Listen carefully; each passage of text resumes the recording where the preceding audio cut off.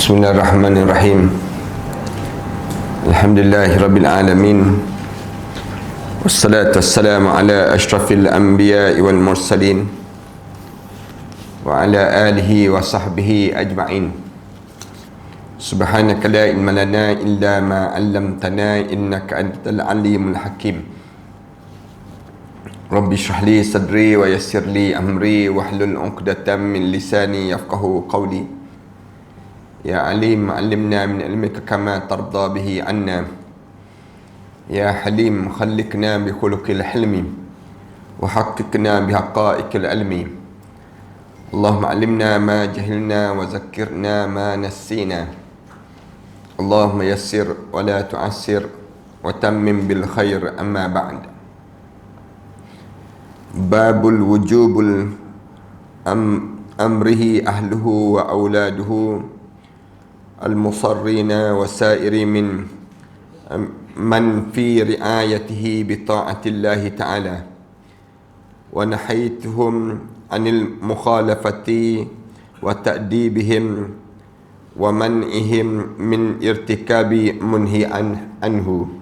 Bab wajibnya seseorang menyuruh keluarga dia ataupun anak-anaknya yang telah mumayyiz dan seluruh dari kalangan orang yang di bawah jagaannya untuk mentaati perintah Allah Ta'ala dan melarang daripada menyalahi apa yang diarahkan oleh Allah dan mendidik mereka dan mencegah mereka daripada terlibatnya perkara yang dilarang oleh Allah Subhanahu Wa Ta'ala. Bab yang ke-38 dalam bab hadis Riyadus Salihin ini, kitanya insya-Allah pada kali ini kita akan bicarakan tentang tajuk inilah. Tajuk di mana wajibnya kita mengarahkan keluarga kita ataupun siapa yang berada di bawah jagaan kita, termasuk anak-anak kita, termasuk di kalangan keluarga kita, dan juga mengarah mereka ni supaya mentaati perintah Allah. Jangan sekali-kali menyalahi perintah Allah Ta'ala, dan juga mendidik mereka dan juga mencegah mereka daripada terlibat dengan perkara yang dilarang oleh Allah. Ini tajuk ni merupakan tajuk yang besar dalam kitab Riyadus Salihin ini, pada bab yang ke-38 membicarakan tentang tajuk ininya. Allah Ta'ala berfirman, wa'mur ahlaka bis-salah wastabir 'alaiha. Hendaklah kamu mengarahkan keluarga kamu untuk perintahkanlah keluarga kamu untuk sembahyang bis-salah. Arahkan keluarga kamu ni untuk sembahyang. Wastabir 'alaiha, dan bersabarlah di atas arahan yang telah kamu arah tadi. Dalam surah Toha ayat 132. Ini di antara contoh lah. Contoh di mana bila kita sebut kita ni ketua dalam setiap urusan.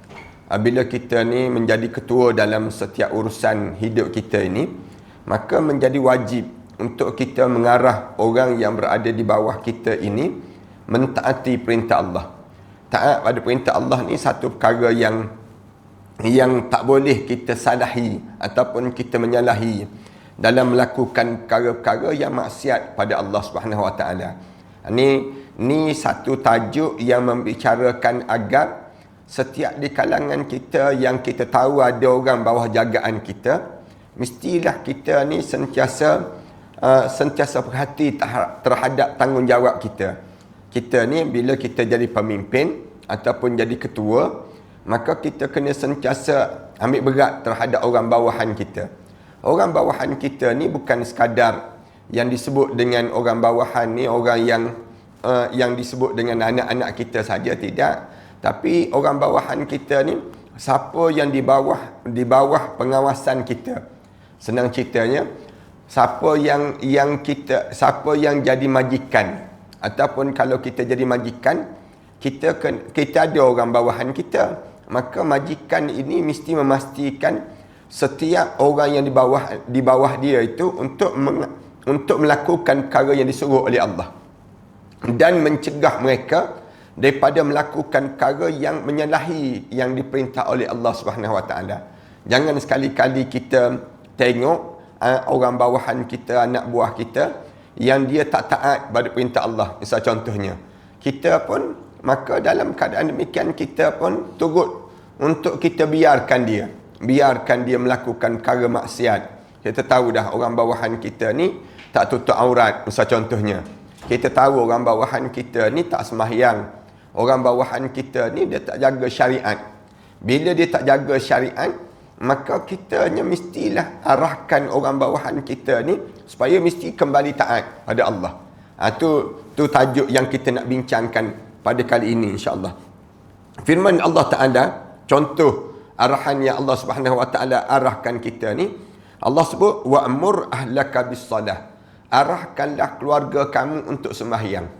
Ini di antara perkara yang paling asas dalam hidup kita ni. Itu di antara perkara yang kita kena wajib keluarga kitanya untuk jaga solat. Kenapa solat? Kerana dia merupakan asas kepada kehidupan di kalangan kita. Lalu dalam surah Taha ayat 132 ni, Allah mulakan dengan wa'mur ahlaka bis-salah. Hendaklah kamu mengarahkan keluarga kamu ni untuk sembahyang.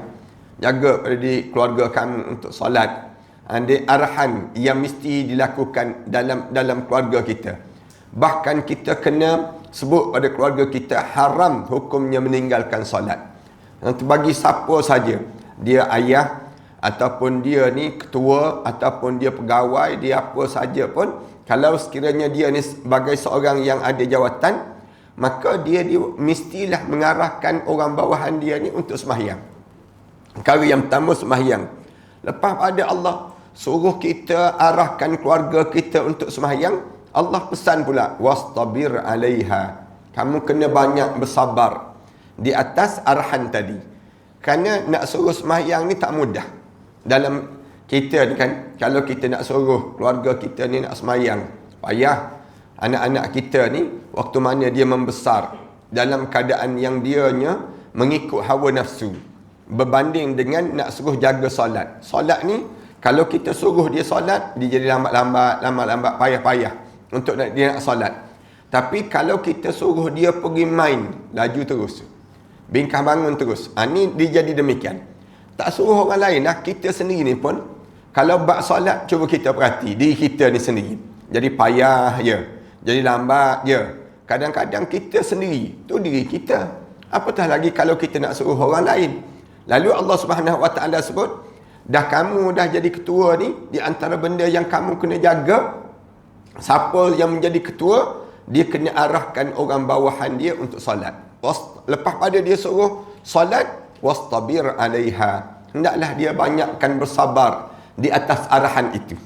Kerana lepas pada kita suruh orang solat ni, biasanya akan adalah mulut yang nyok-nyek dipanggil. Adalah mulut yang akan bercakap. Lepas pada kita suruh orang solat ni, dia akan adalah malas lah, dia akan jawab. Suruh orang solat, dia sendiri tak solat lagi, misal contoh ni. Dia akan ada jawapan-jawapan demikian. Lalu jawapan-jawapan yang menunjukkan tak puas hati dengan arahan solat tadi, bila kita kata solat berhenti, katakanlah kita tengah mesyuarat, tiba-tiba dengar kedengaran azan. Dengar azan. Waktu tu kita nak teruskan mesyuarat ke, kita nak ikut dengan azan tadi, nak berhenti mesyuarat. Ada setengah orang dia kata tak apalah, kejap lagi kita pergi solat lah. Ada setengah orang kalau kita kata berhentilah, kita berhenti mesyuarat, kita solat dahulu, misal contohnya. Ada orang sebut demikian. Akan ada mulut kata waroknya dia ni, alimnya dia ni, padahal kopiah pun tak pakai, misal contohnya. Maknanya mulut-mulut orang tu akan ada. Lalu Allah bila dia arahkan arahan untuk kita ni, mengarahkan orang bawahan ni untuk solat, lalu Allah kaitkan terus wastabir 'alaiha. Sabarlah kamu di atas ujian itu. Nak suruh kita ni jangan terasa hatilah kalau ada orang yang bertindak balas dengan arahan yang kita suruh solat tadi, maka kita ni jangan kita ni rasa sakit hati.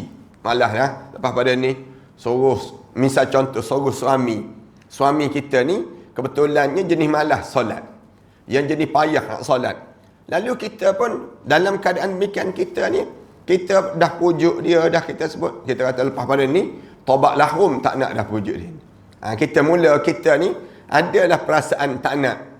Tu contohnya demikian. Allah kata jangan begitu. Wastabir 'alaiha. Hendaklah kamu sabar di atas ujian yang dimaksudkan ini sendiri. Ini cara Allah Subhanahu Wa Taala. Dia nak suruh kita ni bila kita berhadapan dengan dalam hidup kita ni dengan ujian kekeluargaan, ujian mengarahkan untuk solat ini, maka di antara bendanya kamu kena sabar di atas perkara demikian. Allah guna wastabir 'alaiha. Wastabir 'alaiha ni ulama-ulama kata bertahan dengan yang kukuh. Maksudnya cara demikian. Bukannya kita Allah tak sebut wasbir 'alaiha. Tapi Allah guna wastabir 'alaiha. Wastabir 'alaiha ni maknanya kamu kena kuat jiwa kamu, bukannya sikit-sikit. Patutnya kalimah wasbir 'alaiha. Sabarlah kamu di atas dia tersebut. Arahan solat ni. Tapi rupa-rupanya arahan untuk solat ni memang membebankan, menyakitkan. Kalau kita suruh anak-anak kita nak didik dia tu solat tu, bukannya daripada dalam keadaan yang mudah. Dia umur dia 7 tahun, kita arahkan dia solat, misal contohnya. Dalam 7 tahun tu, kalau kita tanya dia, dah solat? Dia akan jawab. Dia kata, dah, padahal dia tak solat lagi. Padahal dia tak solat lagi. Naik umur 8 tahun, dia masih lagi begitu juga perangai dia. Tapi ada benda yang dia nak cari jalan untuk dia nak tunjuk yang dia tak solat lagi. Yang dia ni dah solat. Tapi padahal dia tak solat. Tapi kita kena sepanjang proses tarbiyah tu ambil masa. Lalu Allah guna wastabir 'alaiha. Sabar kamu di atas ujian bila kamu mengarahkan untuk solat ini sendiri. Dia lebih tinggi daripada darjat sabar. Maknanya bertahan dalam kamu. Bila kamu mengarahkan supaya buat sesuatu ini, kamu kena kuat dalam jiwa kamu ini sendiri. Dalam solat. Contoh. Kemudian Allah Ta'ala berfirman lagi. Ya ayyuhalladzina amanu qu anfusakum wa ahlikum nara wa quduhan nas wal hijarah. Ini ayat yang jelas lagi Allah Subhanahu Wa Ta'ala sebut. Wahai orang yang beriman pada Allah. Qu anfusakum. Jagalah diri kamu. Jagalah diri kamu. Daripada apa dia? Bukan diri kamu je. Wa ahlikum. Bersama dengan diri kamu, kamu jaga keluarga kamu sama. Daripada apa kamu kena jaga ni? Wa ahlikum nara. Daripada benda yang paling besar dalam hidup, itu kecelakaan di hadapan nanti. Apa dia celaka benda yang paling dahsyat dalam hidup kita di hadapan nanti? Dihumban ke dalam api neraka Allah. Jaga diri kamu tu dan juga keluarga kamu tu, kamu kena jaga betul-betul dalam hidup kamu. Bila kamu berumah tangga, kamu kena fikir bukan untuk fikir makan, minum, barang naik, harga, turun dan sebagainya. Tak. Bukan sekadar itu. Tapi bila kamu dalam keadaan yang kamu berkeluarga, kamu kena jaga diri kamu, keluarga kamu. Daripada apa dia? Daripada dihumban ke dalam api neraka Allah. Itu yang besar. Siapa sahaja yang jadi ketua, dia jangan fikir tentang mengenai bagaimana nak bayar gaji hujung bulan je. Jangan. Tapi dia kena fikir macam mana dia nak menyelamatkan seramai mungkin di kalangan orang bawahan dia untuk tidak terhumban ke dalam api neraka Allah Subhanahu Wa Taala. Itu di kaedah dia. Bila kita jadi ketua ni, jangan kita nampak kita jadi ketua, kita nak fikir nak bayar gaji hujung bulan, nak bagi bonus pada staf kita. Macam mana nak suruh staf kita suka bekerja dengan kita. Bukan sekadar itu.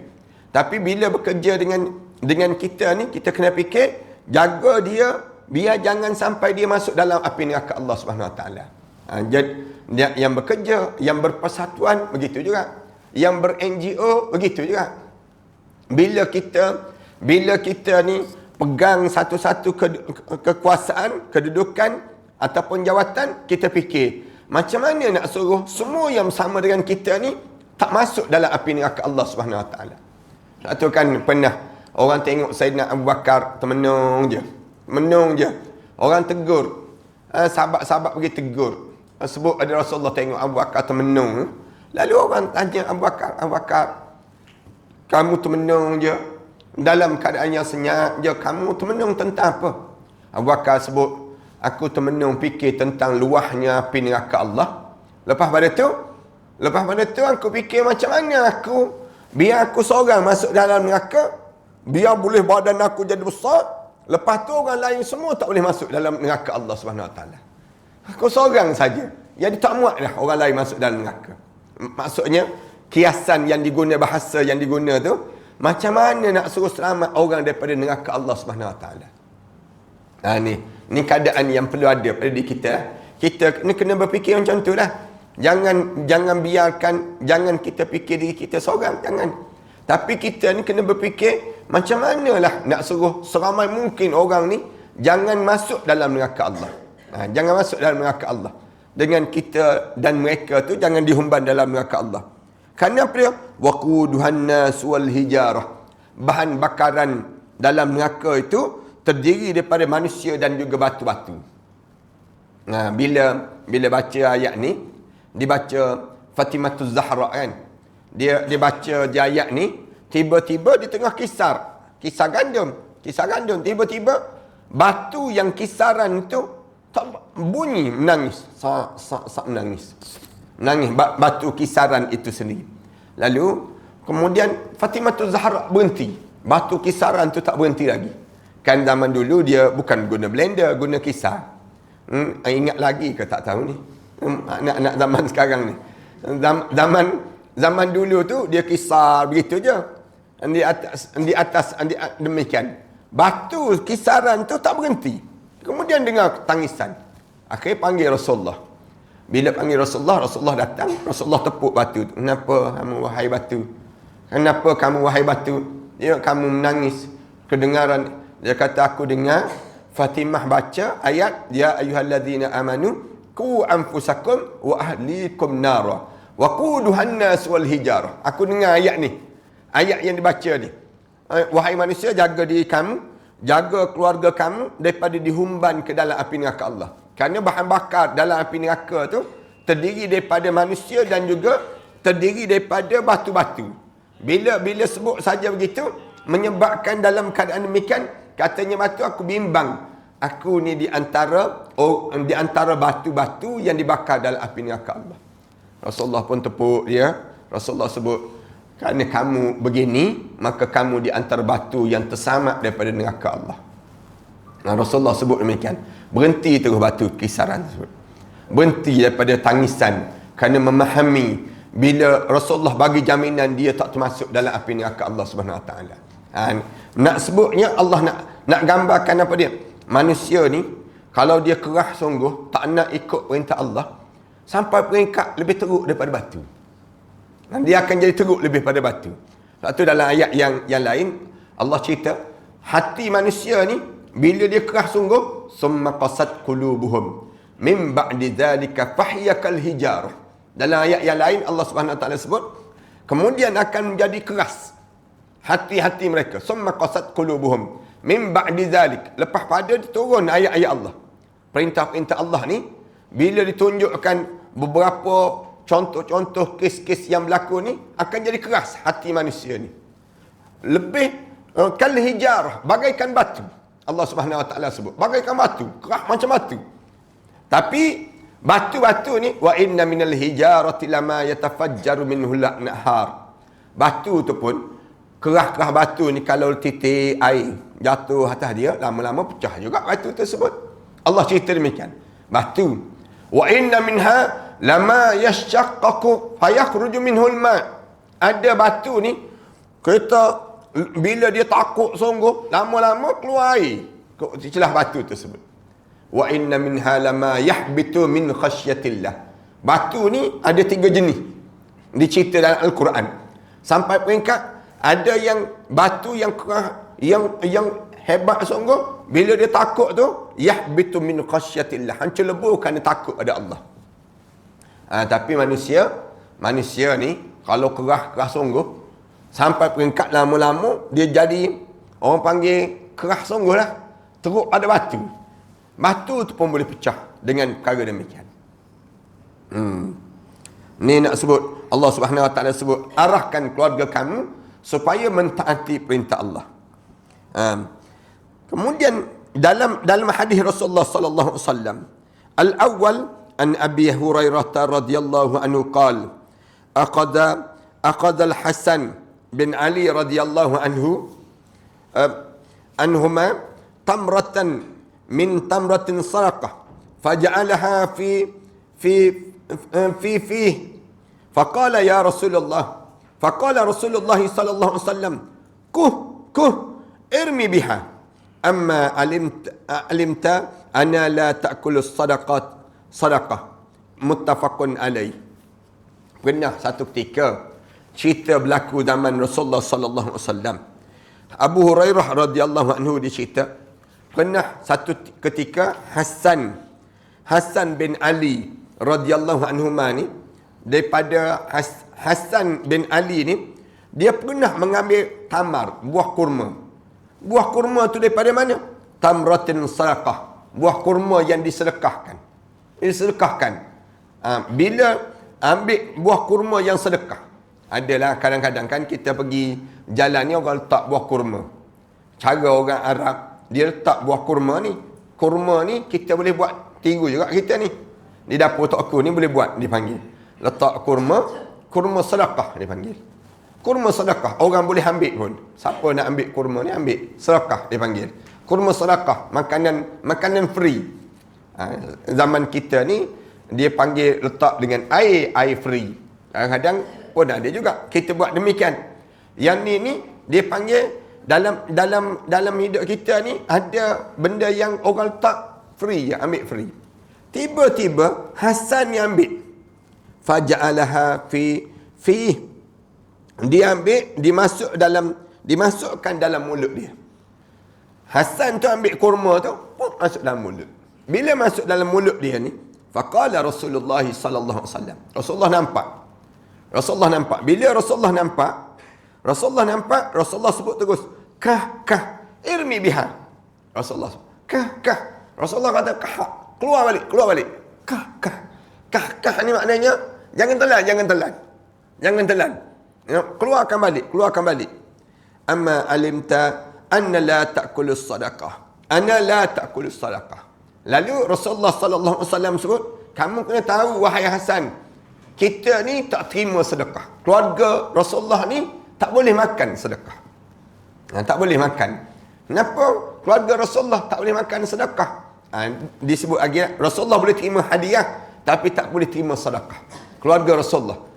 Kalau yang dia sebut dia Syarifah, dia Said, keturunan Rasulullah, baik tak payah makan sedekah. Senang ceritanya.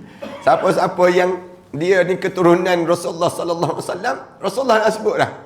Keluarga aku tak makan sedekah. Rasulullah sebut demikian. Kenapa? Sedekah ni untuk orang miskin. Dan Rasulullah sallallahu alaihi wasallam tidak dimasukkan dalam kumpulan yang miskin. Itu cara demikian. Dalam hidup Rasulullah sallallahu alaihi wasallam. Rasulullah pesan terus, golongan Bani Hashim dan Bani Muttalib tidak dihalalkan untuk makan benda sedekah. Itu cara demikian. Diingatkan. Rasulullah pesan terus. Kan ada kan setengah-setengah orang dia pesan ni, keturunan saya ni jangan ada yang kerja begini, ada yang jangan kerja begini, misal contoh. Dia pesan terus awal-awal keturunan dia nak jaga keturunan lah. Pun boleh juga demikian. Tapi Rasulullah sallallahu alaihi wasallam dia sebut terus, keluarga aku tak makan sedekah. Itu cara Rasulullah pesan pada keluarga Rasulullah sallallahu alaihi wasallam. Kah Rasulullah suruh keluarkan balik. Rasulullah kata, maknanya jangan telan. Hasan jangan telan. Diceritakan demikian. Kemudian hadis yang kedua, wa an Abi Hafsin Umar bin Abi Salamah Abdullah ibn Asad Rabif Rasulullah sallallahu alaihi wasallam qala kuntu gulaman fi hajri Rasulillah sallallahu alaihi wasallam wa kanat yaday tatbisu fi suhfatin faqala li Rasulullah sallallahu alaihi wasallam ya gulam samillah ta'ala wa kul biyaminik wa kul mimma yalik fama zalat tilka ti'mati ba'du. Rasulullah sallallahu alaihi wasallam dicerita daripada Abu Hafs iaitu Umar radhiyallahu anhu bin Abu Salamah, yakni Abdullah bin Abdul Asad. Dia adalah anak tiri Rasulullah sallallahu alaihi wasallam. Anak tiri dari Rasulullah sallallahu alaihi wasallam. Ni anak tiri Rasulullah. Lalu dia sebut apa dia? Saya pernah berada dalam pangkuan Rasulullah. Dia sebut demikian. Kuntu gulaman fi hajri Rasulullah sallallahu alaihi wasallam. Saya pernah duduk dalam pangkuan, berada dalam pangkuan Rasulullah sallallahu alaihi wasallam. Dan tangan aku waktu tersebut, tangan aku ketika makan bergerak ke seluruh penjuru piring. Ambil yang tu, ambil yang ni, tangan ni ambil tangan budak kecil yang duduk atas pangkuan Rasulullah. Lalu Rasulullah tengok cara anak tiri Rasulullah sallallahu alaihi wasallam ni untuk nak ambil makanan ini sendiri. Kemudian dalam keadaan demikian Rasulullah pun mula sebut pada aku. Rasulullah sallallahu alaihi wasallam ajar pada aku ni. Rasulullah kata apa dia? Faqala li Rasulullah sallallahu alaihi wasallam. Rasulullah sebut, ya gulam, sammillah ta'ala. Budak, baca doa ke belum? Senang ceritanya. Sebut nama Allah dulu, sammillah. Nak makan tu sammillah. Sebut nama Allah dulu. Jangan makan, tengok makanan, nak masuk mulut begitu. Tu cara orang kafir. Orang Islam ni, dia ada cara dia. Nak makan, satu benda yang kita nak makan, sammillah. Letak nama Allah dahulu. Itu cara orang Islam. Dia diajar supaya kita ni mulakan dengan nama Allah. Lepas pada letak nama Allah, sammillah wa kul biyaminik. Makan tu dengan tangan kanan. Rasulullah ajar. Wa kul biyaminik. Makan dengan tangan kanan. Jangan makan dengan tangan dua-dua belah dan sebagainya. Kita ni kan, kalau makan burger, sah-sah dua tangan. Kalau kita makan burger kan, dua tangan. Kadang-kadang mulut pun tak muat nak masuk. Nak sebutnya, kalau kita makan. Jadi nampak tamak cara kita makan. Islam dia ajar, bila kita nak makan, ambil tangan kanan. Rasulullah sebut. Wakul biyaminik. Ajar tangan kanan. Walaupun kamu ni kidal. Walaupun ada orang kita ni, dia kidal. Sejak daripada kecil lagi. Dia sebelah tangan kiri dulu. Tapi kita jangan ajar dengan tangan kiri tu. Tapi kita ajar pada, kita nak makan je dengan tangan kanan dulu. Wakul mimma yalik. 3, Rasulullah ajar cara nak makan. Bila nak makan, Rasulullah kata, namakan Allah dahulu. Sammillah yang pertama. Yang kedua, Rasulullah ajar makan dengan tangan kanan. Tangan kanan. Jangan ajar dengan tangan kiri, jangan. Kita kalau kita makan ni, dua-dua belah tangan. Sebelah kanan sudu, sebelah kiri gerpu. Misal contoh. Kalau pula makan steak, lain pula. Dengan pisau-pisau. Kita ada kan. Maknanya, cara kita. Rasulullah kata, makan dengan tangan kanan dia. 2. Yang ketiga, Rasulullah sallallahu alaihi wasallam ajar, wakul mimma yalik. Ambil yang mana terdahulu. Makan yang depan dulu. Jangan makan, kita pergi ambil yang jauh dahulu. Ambil jauh dulu. Jangan. Mimma yalik. Ambil yang pertama, yang kedua, yang ketiga, yang keempat. Susunan. Itu cara dalam cara kita makan. Jangan kita makan dalam keadaan yang kita pergi ambil yang jauh dulu. Mentang-mentang lauk kat jauh. Nampak? Lauk jauh, kita pun ambil lauk dahulu. Taruh dulu dalam pinggan kita. Jangan. Tapi bila kita nak makan, ambil tangan yang depan kita dahulu. Kebetulan depan kita tu petai. Nasi malang. Dia panggil demikian. Kebetulan depan kita budu. Budu lah. Nak buat macam mana? Ini cara demikian dalam cara kita makan. Jangan kita ni nampak tamaknya bila kita makan. Sekecil-kecil ini pun diatur dalam Islam. Nak sebutnya, kita sebagai ketua, ajarlah benda-benda demikian. Pada keluarga kita, ajar pada keluarga kita. Didik dalam masyarakat kita. Supaya mereka ni boleh faham. Oh, begini rupanya cara Islam.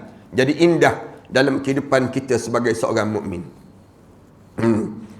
Wa an Ibnu Umar radhiyallahu anhuma qala sami'tu Rasulullah sallallahu alaihi wasallam yaqul kullukum ra'in wa kullukum mas'ulun an ra'iyatihi al-imam ra'in wa mas'ulun an ra'iyatihi war-rajulu ra'in fi ahlihi wa mas'ulun an ra'iyatihi wal mar'atun ra'iyatun fi baiti zawjiha wa mas'ulatun an ra'iyatiha wal khadimu ra'in fi mali sayyidihi wa mas'ulun an ra'iyatihi fa kullukum ra'in wa mas'ulun an ra'iyatihi. Ini hadis yang jelas ni. Lagi Rasulullah sallallahu alaihi wasallam sebut, Rasulullah sebut, katanya Ibnu Umar radhiyallahu anhuma, kata dia, sami'tu Rasulullah sallallahu alaihi wasallam yaqul, aku dengar Rasulullah sallallahu alaihi wasallam sebut. Rasulullah sebut apa? Bagaimana? Kullukum ra'in. Semua di kalangan kamu ni pemimpin. Semua di kalangan kamu ni pemimpin. Dan setiap di kalangan pemimpin, wa kullukum mas'ulun ar ra'iyati. Dan setiap pemimpin dia kena bertanggungjawab terhadap apa yang dipimpin di bawahnya. Dia kena mas'ulun, mesti bertanggungjawab. Lalu Rasulullah mula perincikan, al-imamun ra'in wa mas'ulun ar-ra'iyati. Pemimpin negara, pemimpin dalam masyarakat, dia akan dipertanggungjawab di hadapan Allah nanti terhadap rakyat-rakyat di bawahnya. Maknanya siapa saja, semua sektor, daripada Perdana Menteri, daripada Agung, daripada Raja-Raja, daripada semuanya bertanggungjawab terhadap rakyat. Rakyat rasa susah, rakyat yang susah, misal contohnya, dia kena jawab di akhirat nanti. Rakyat yang tak semayang, dia kena jawab di hadapan Allah nanti. Dia kena jawab. Siapa rakyat yang tak tutup aurat, dia kena jawab depan Allah nanti. Dia pemimpin. Bila dia pemimpin, dia mesti bertanggungjawab terhadap rakyat dia.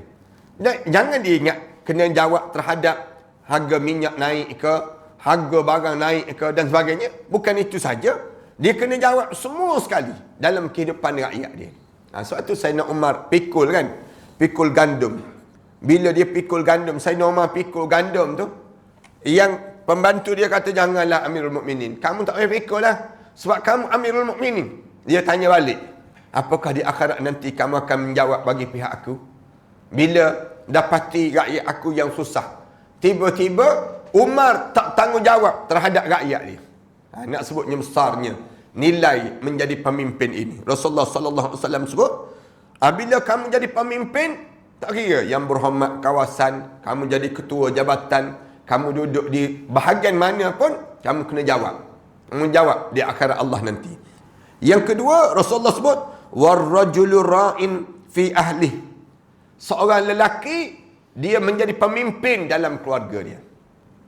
Lelaki, ar-rijalu qawwamuna 'alan nisa. Orang lelaki ni pemimpin kepada keluarga dia, isteri dia, anak-anak dia. Ni pemimpin. Dia yang menentukan jalan hidup. Nak pergi ke mana, nak bergerak ke mana dan sebagainya.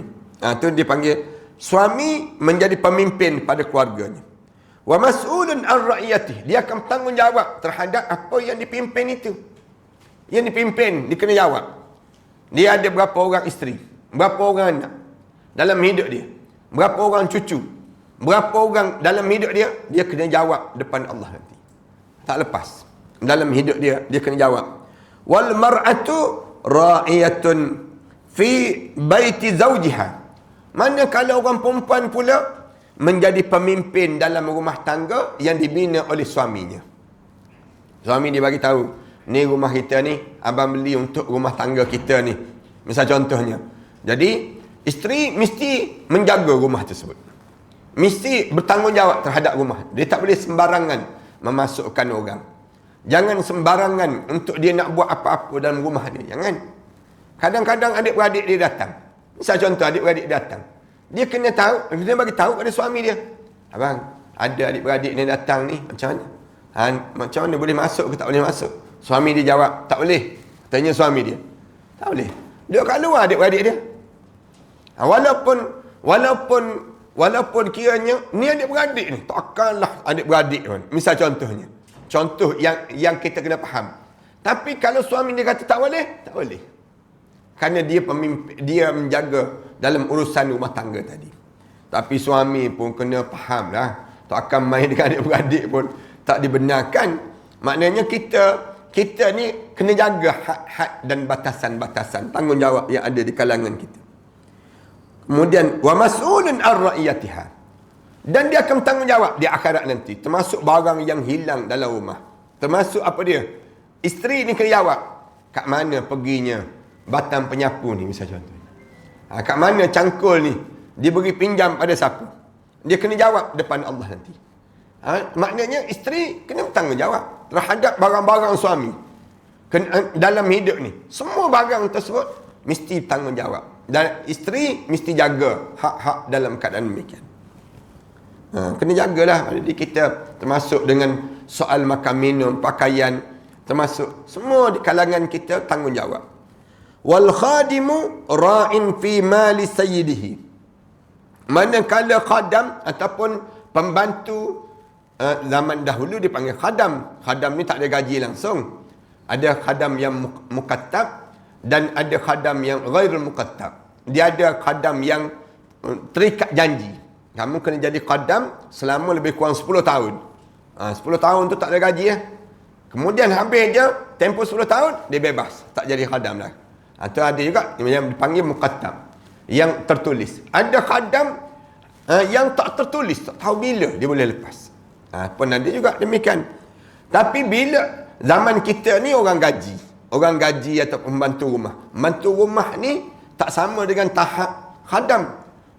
Manakala pembantu rumah ni sekadar dibantu je urusan rumah tangga dan dia ada gaji dan diberi gaji. Itu beza, dipanggil demikian. Kemudian wal khadimu ra'in fi mali sayyidihi. Manakala khadam dia menjadi pemimpin dalam soal harta benda tuannya. Soal harta benda. Rasulullah sebut mali sayyidi, harta benda tuan dia. Itu beza dengan isteri tadi. Isteri tadi dia jadi ra'iyatun fi baiti zawjiha. Urusan rumah ya. Tapi dalam soal khadam fi mali sayyidi, dalam soal harta benda tuan dia.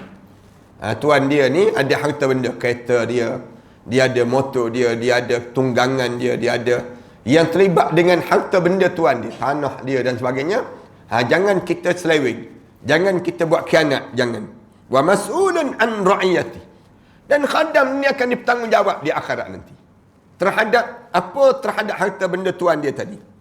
Lalu Rasulullah sebut fakullukum ra'in wa mas'ulun an ra'iyati. Sebenarnya semua kamu ni pemimpin dan setiap pemimpin itu akan dipersoal di hadapan Allah Subhanahu wa taala nanti.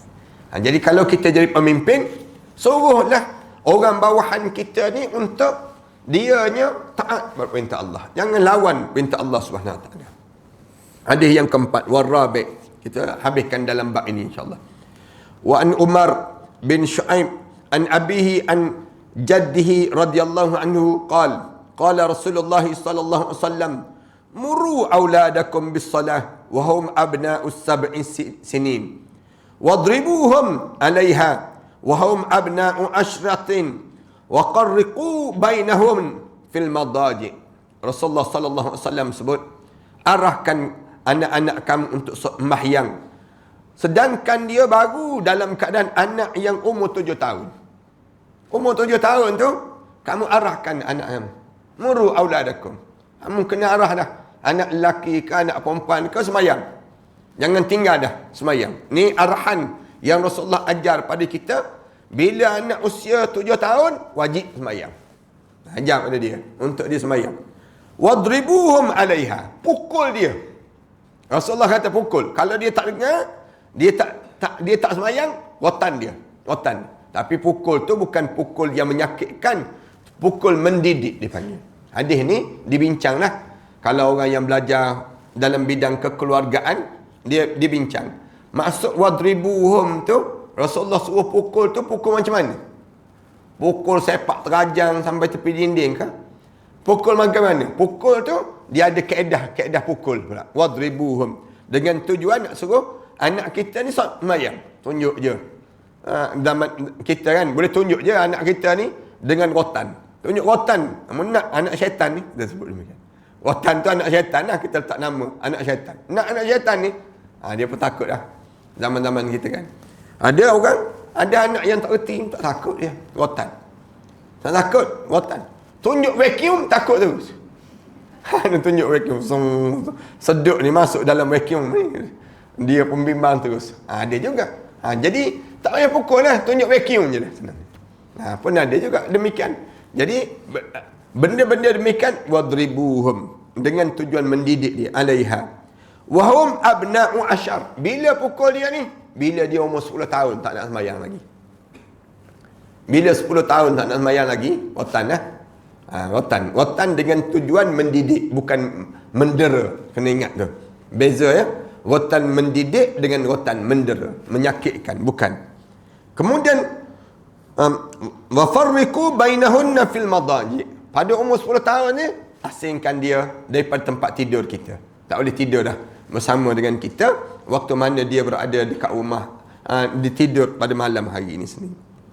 Kemudian Wan Abi Saubah Sabrat bin Ma'id Al-Juhayni radhiyallahu anhu qala Rasulullah sallallahu alaihi wasallam allimus sabi salah li 7 sinin wadribuhu 'alaiha ibnu asyar sinin. Lebih kurang hadis yang sama tadilah. Rasulullah kata ajar anak kamu semayang pada usia 7 tahun. Didik dia. Beli sejadah khusus untuk dia, beli pakaian solat dia. Bila kita tanya, dia tanya kenapa nak kena beli? Kenapa? Kita kata dah umur 7 tahun. Bila 7 tahun dah kena solat dah pada diri dia. Kemudian bila umur 10 tahun dia masih lagi belum dalam keadaan nak jaga solat, pukul dia dengan tujuan untuk mendidik dia supaya dia jaga perintah Allah Subhanahu Wa Taala. InsyaAllah kita berhenti setakat ni. Kita sambung pada akan datang nanti hak tetangga dan juga berwasiat dengan dia. Ini dalam perbincangan akan datang nantilah. Babul haqqul jar wal wasiyatu bihi. Pesanan-pesanan untuk kita bila kita berjiran, macam mana hak-hak yang perlu kita jaga pada pengajian yang akan datang nantilah insya-Allah. Sallallahu ala Muhammad wa ala alihi wa sahbihi wa barik wa sallam walhamdulillahi rabbil alamin. A'udzubillahi minasyaitonir rajim. Bismillahirrahmanirrahim. Alhamdulillahi rabbil alamin. Wassalatu wassalamu ala rasulil amin wa ala alihi wa sahbihi ajma'in. Rabbana iftah bainana wa baina qaumina bil haqq wa anta khairul fatihin. Rabbana hab lana min azwajina wa dhurriyyatina qurrata a'yun waj'alna lil muttaqina imama. Rabbana atina fid dunya hasanah wa fil akhirati hasanah wa qina adzaban nar. Sallallahu ala Muhammad wa ala alihi wa sahbihi wasallam. Alhamdulillahirabbil alamin.